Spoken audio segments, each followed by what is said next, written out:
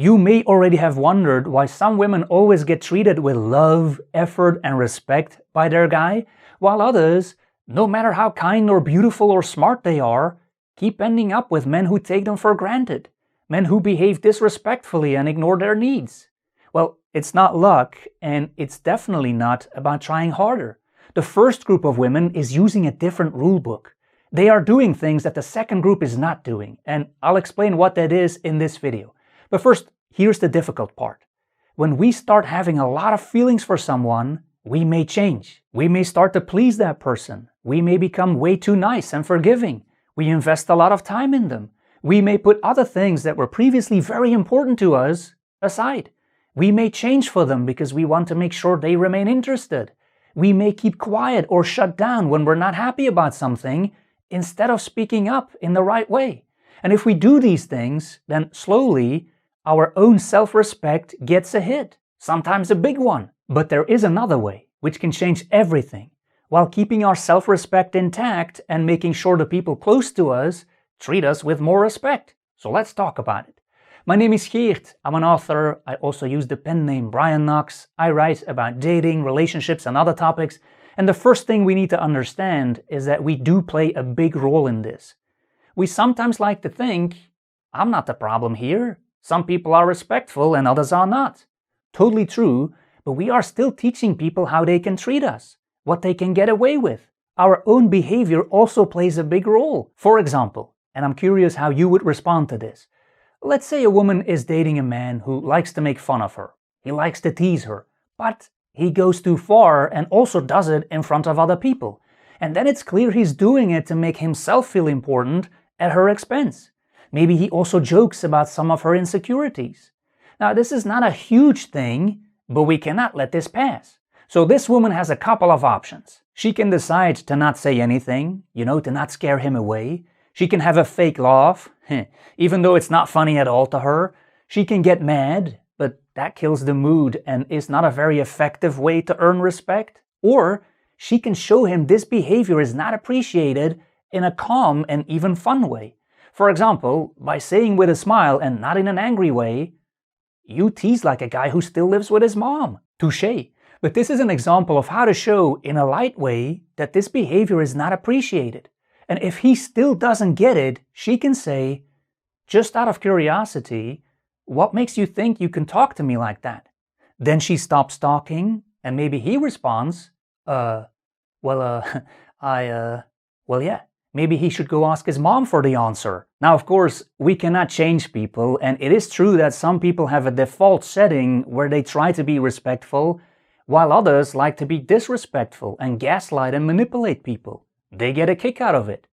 And the women from the second group I mentioned earlier, who seem to have bad luck with men, their biggest mistake is often their selection method.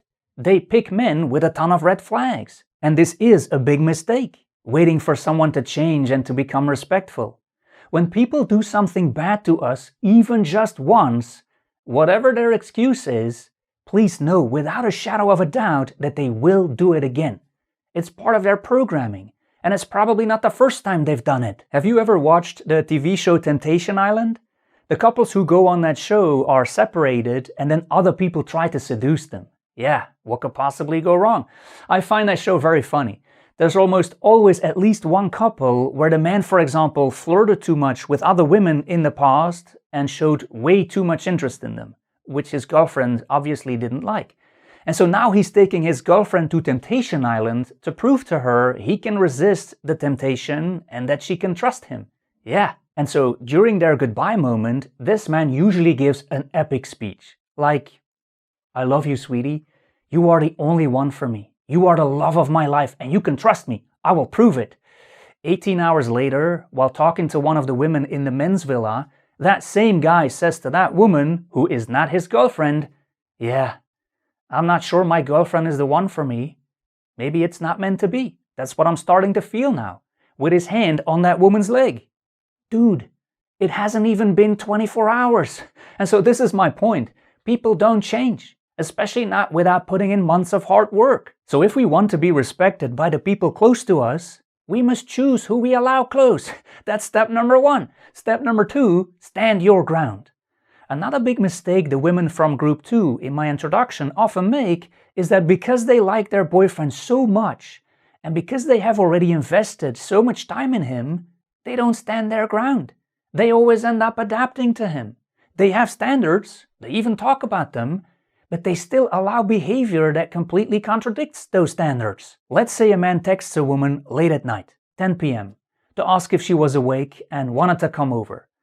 Now, she would love to see him, but she doesn't want to be that kind of girlfriend. She wants something more meaningful with a deep emotional connection. You know, the kind that usually doesn't form after 10 p.m. Now, the old version of her would have still gone over anyway because seeing him at 10 p.m. was better than not seeing him at all that week, since he was busy during the day. But the new version of her stands her ground and texts back, "I would love to see you. When I'm not half asleep, morning coffee sometime soon?" This is soft, sweet, showing that she's interested in him, while still making it very clear she has a boundary she won't change. She's not coming over, but she's giving him the opportunity to treat her differently.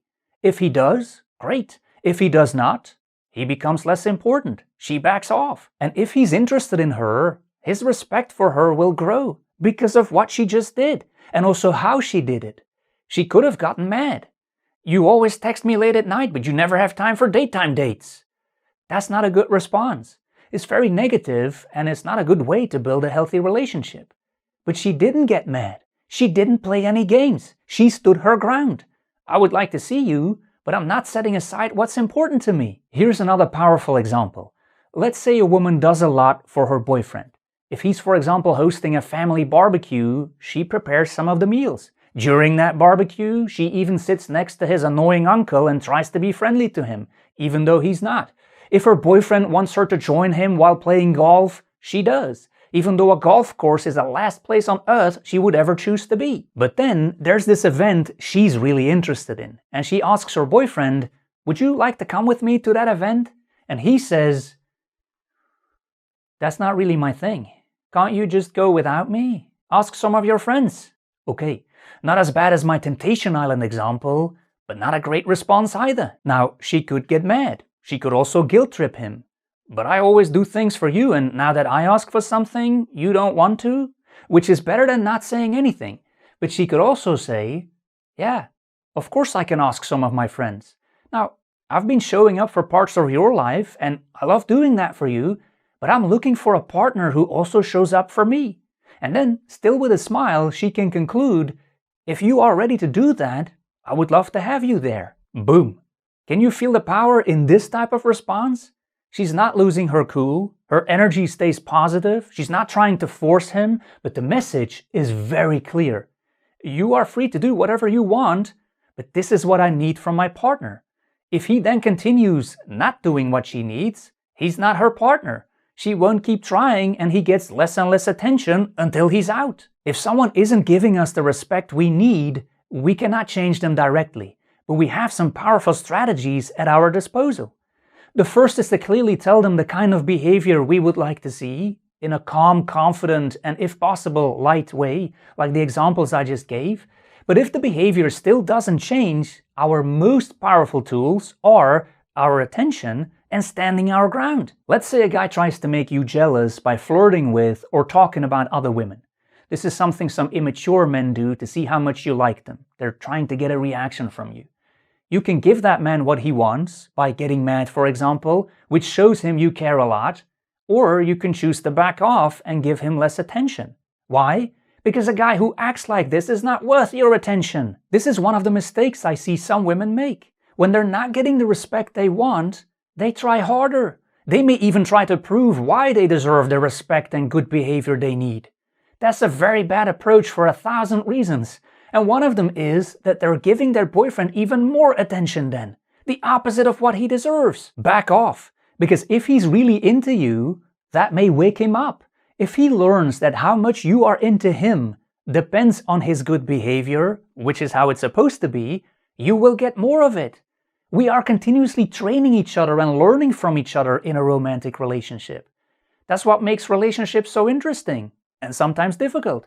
So we must consider what the lessons are that we are teaching. Also remember, even if you have found the right guy, he will do things wrong. He will have behaviors and habits you don't like often being late, for example. But if he learns that you can stand your ground and that your attention doesn't come free, he will make changes. We can't blame him for trying to take the easy road first if that still gets him what he wants, your attention and affection. But when he learns that certain efforts are required, he will make changes. So be careful with your selection. There's no excuse for the really bad things, and they will happen again, so don't stick around for more. And then reward his respectful behavior with your efforts, your presence, and your attention. And back off, make him less important when he's not behaving the way you would like. But pick your battles. Again, he's not a robot that you can fully program to behave exactly the way you would like. Yet, because apparently the tech industry is working on those robots. I hope you found value in this video. If you want more, you can come over to brianknox.com for stuff I don't post over here, or you can go to Amazon and type my pen name, Brian Knox, in the search box to get a list of all of my books. And hey, thank you for being so respectful and for sticking around until the very end of the video. I love it when you do that, so thank you, and I hope to see you in another one.